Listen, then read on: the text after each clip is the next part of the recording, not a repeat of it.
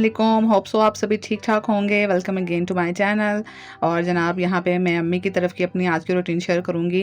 और अम्मी की तरफ आया हो ना तो बंदा ऐसे चिल रिलैक्स हो जाता है। ख़ास तौर पे हम शादीशुदा बेटियाँ जब जाती हैं ना तो हम तो वैसे ही चिल करने और रिलैक्स होने जाती हैं।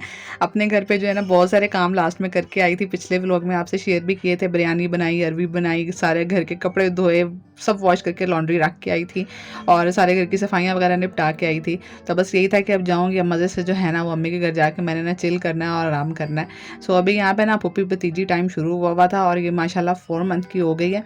और अभी इसका जो है ना वो तंग करने वाला सिस्टम जो है ना अभी ऑन एंड ऑफ जारी रहता है।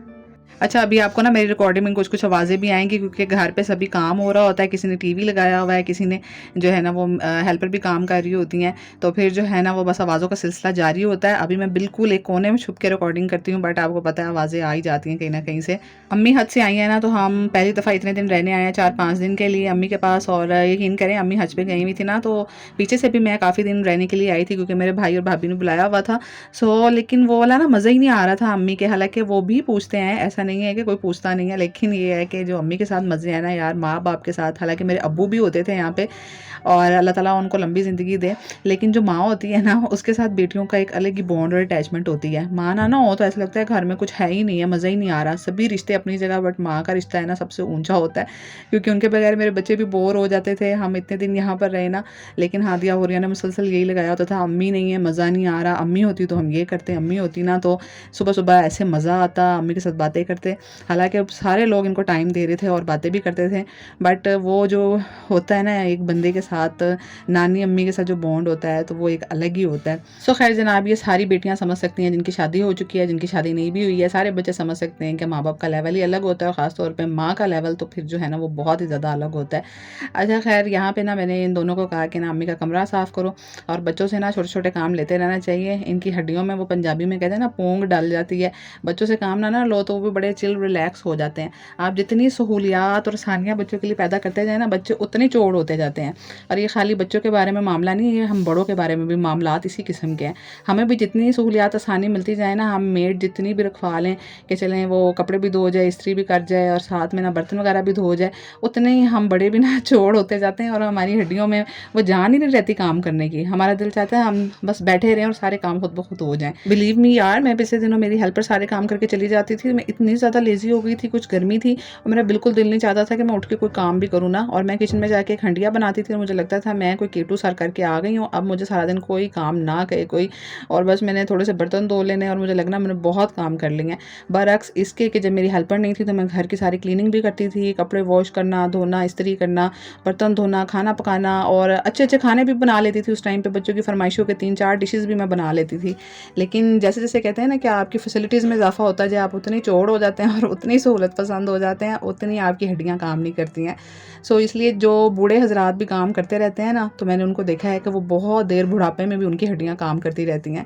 और हम लोग आजकल की जो जवान नस्ल है ना, वो अभी से रही पड़ी है। हम में ना 90s के बच्चे हैं। हमारे टाइम पे हमारे पेरेंट्स हमें सुबह के टाइम उठा देते थे, नमाज़ पढ़ते, हम कुरान पाक पढ़ते एंड देन जो है ना वो फिर हम लोग सोया नहीं करते थे। सारे अम्मी के साथ घर के काम करवाने, उस टाइम पे हेल्पर्स का इतना ज़्यादा रिवाज नहीं होता था और अभी ये बहुत ज़्यादा इन हुआ है। पिछले 4-5 सालों से हेल्पर्स का बहुत ज़्यादा इन हो गया है रिवाज यहाँ पाकिस्तान में भी। तो उस टाइम पे हमारे बचपन में हम लोग सारे घर के काम करवाने अम्मी के साथ, झाड़ू, मॉप, बर्तन धोना, अम्मी को सारी चीज़ें प्रोवाइड करना किचन में, फ्रिज से आटा ला के दें, यानी फ्रिज के ही यार इतने चक्कर लग जाते थे कि अम्मी ने कहना फ्रिज से फलानी चीज़ पकड़ा दो, फ्रिज से फलानी चीज़ लेके आओ, वहाँ से नमक मिर्च के डब्बे पकड़ाओ और फिर दैन उनको वापस भी रखो जा जाके।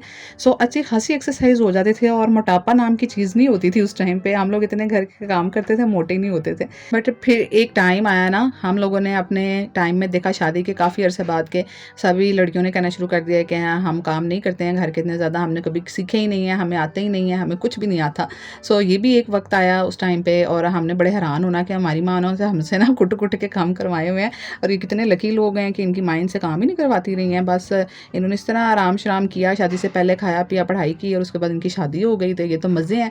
तो खैर जनाब, अब रियलाइज़ होता है कि वो भी मज़े नहीं होते हैं क्योंकि आपको आना चाहिए बहुत कुछ। शादी के बाद आपके ऊपर बहुत भारी ज़िम्मेदारी पड़ने वाली होती है, अपने बच्चों की, मियाँ की कम से कम कुछ नहीं तो थोड़ी बहुत नॉर्मल सी कुकिंग ज़रूर आनी चाहिए, और अपने आप को सँभालना, अपने कपड़े वगैरह, अपने बच्चों के मतलब घर को मेंटेन करना, को बहुत सारी चीज़ें आनी चाहिए, स्टाइलिंग आनी चाहिए।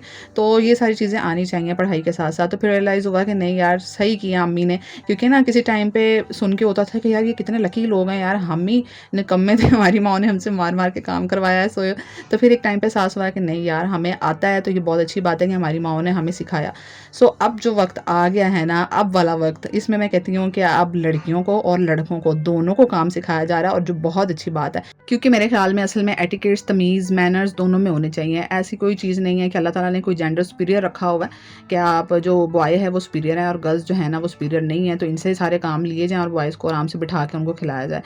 तो जनाब ये बहुत अच्छी बात है कि हम अपने बॉयज़ को भी और गर्ल्स दोनों को ट्रेन कर रहे हैं, और ये होना भी चाहिए, क्योंकि हम एज़ अ मदर्स जो है ना वो उनकी देखभाल के लिए हैं, उनको सपोर्ट करने के लिए, उनकी तरबियत करने के लिए, ना कि हम उनके सर्वेंट ही बन जाएँ। क्योंकि हम अक्सर माएँ जो है ना वो सर्वेंट ही बन जाती हैं कि नहीं जी, हमारी बच्चियों ने कोई काम नहीं करना है, शादी के बाद करेंगी, बच्चे वैसे ही हैं, उन्होंने कोई काम नहीं करना, सो हम क्या सर्वेंट हैं? मतलब हम क्या नौकर आए हुए हैं ब्याह के इस घर में कि आप अपने बच्चों की नौकरी करें सारी ज़िंदगी? सो आई थिंक ये बहुत अच्छी बात है कि हम लोग ना अपने दोनों को सिखाएँ, बच्चे हैं, बच्चियाँ, दोनों को ये वाली तालीम दें। सो जनाब, बातें करते हैं एक साइड पे, मैंने अपनी अम्मी से ना थोड़ा-सा ज़िक्र किया है कि ना मैं कितने दिनों से हलीम बनाने का सोच रही हूँ और मेरा बड़ा दिल कर रहा है ये खाने का ना, तो मैं अपने हस्बैंड से ना रोज़ कह रही थी कि आप मुझे ना इसके इंग्रीडिएंट्स ला दें। लेकिन वो रोज़ टाल-मटोल कर रहे थे, अच्छा आज लाऊँगा, कल लेके आऊँगा, तो अम्मी ने ना फ़ौरन से जो है वो मेरी मुँह से निकली फ़रमाइश पूरी कर दी, और अम्मी ने कहा इसमें तो कोई बात ही नहीं है, मैं जल्दी से तुम्हें बना देती हूँ। तो ये होती है ना फिर माँओं की बात, के फिर ऐसे तो नहीं माँओं से घर में रौनक होती है, और बेटियाँ जो हैं वो माँ की मौजूदगी को मिस करती हैं कि भई माँ होगी तो जाएँगे, मज़ा आएगा। सो यहाँ पे ना हम लोगों ने हलीम बनाया था, हम लोगों ने तो नहीं, अम्मी ने बनाया था एक्चुअली, और ये बीफ हलीम था और इतना मज़े का बना हुआ था ना, यकीन करें, वैसी माँ के हाथ में जायका होता है, तो जो है ना फिंगर लिकिंग, मतलब मज़ा आ गया, स्वाद आ गया, साथ में ना इतना मज़े का सिरके में डूबा हुआ वो प्याज, और साथ में टमाटर का वो इतना मज़े का जो है वो सैलेड था, साथ में चटनी थी। सो आई होप सो कि आपको व्लॉग अच्छा लगा होगा। यहीं पे आज का व्लॉग एंड करती हूँ। कमेंट ज़रूर करना और लाइक मत करना भूला करें वीडियो को। इंशाल्लाह नेक्स्ट वीडियो में मिलूँगी। अल्लाह हाफ़िज़।